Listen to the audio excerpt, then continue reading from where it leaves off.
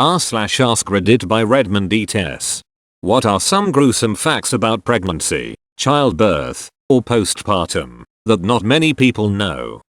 First trimester miscarriages are way more common than most people think. 1 in 4 pregnancies terminate before 3 months. And in a lot of miscarriages, it feels like a mini labor, with contractions coming in waves. The pain radiated to my back and butthole, which I wasn't expecting.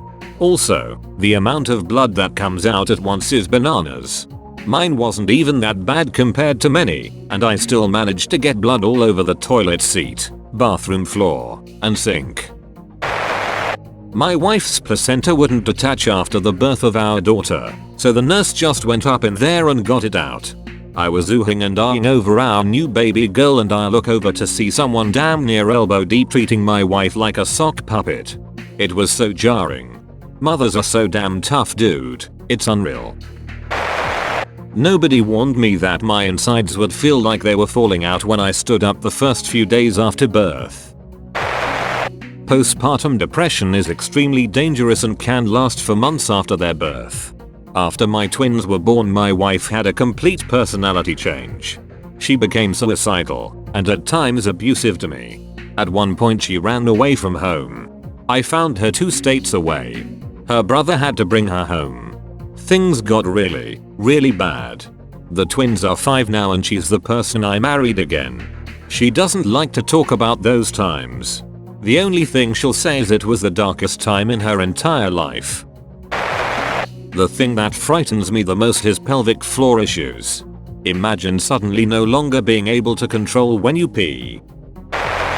Sometimes it takes weeks to be able to stand up, or sit down, or walk again without a ton of pain. No one freaking told me that the first time. I was so focused on how the actual birth might be painful, had no realization that for over a month afterwards I'd be in danger of burning to death if the house ever caught fire because I could barely walk. The leading cause of death in pregnant and postpartum women in the United States is homicide. After birth, I sweat so much at night that I would wake up soaking wet from head to toe for the first week or 2. Postpartum mental illness is a thing, and it can be horrific. The placenta is the size of a plate, and leaves an internal open wound that size that also needs to heal. Edited to add, the responses and shock to this make me really angry about the level of maternal education and care that is being given. Passing clots the size of rocks. And bleeding 4 weeks after. They go full crazy pushing your stomach after birth to make sure everything is out. I read some books but no one prepared me for that. It was like having another baby. The feeling of your organs going back down after they were cramped up for so long is a bit frightening. Especially the lungs. Standing up I could feel like they were weighted down. People talk about cracked nipples and painful latching while discussing breastfeeding, but nobody talks about your uterus contracting during the first days of it. Currently pregnant. Have pregnancy rhinitis, which is effectively like a cold caused by being pregnant. Also have morning sickness. Have you ever had uncontrollable sneezing while blowing chunks? Not bucket list worthy, I promise. Other fun things. My boobs are so big that when I go out in the cold and my skin contracts it causes skin splits in them. It's agonizing.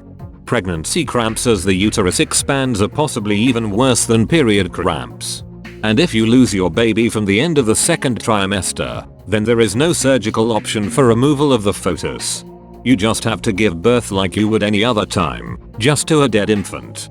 But because they need access to all the birthing kit in case the delivery goes wrong, you have to deliver in a special loss unit which is right next door to the normal maternity unit. So while you are grieving and cuddling your deceased child, outside your door you will be able to hear all the new parents taking their lovely, alive, babies home. Still a bit bitter over that last. You will need to prep yourself for the 2nd birth. What is that? It's when you have your first full bowel movement after.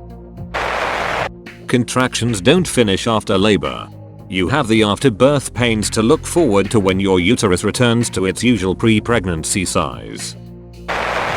If you don't have adequate calcium intake, your body will pull it from your bones and teeth. Medieval European people assumed that women would lose a tooth for each pregnancy. There's a very high chance that you will poop during the birth. Pushing is pushing. If you don't poop, then it means you are in for a bigger poop afterwards. Speaking of poop, the baby will often poop on you during the skin to skin immediately after the birth. Hyperemesis gravidarum.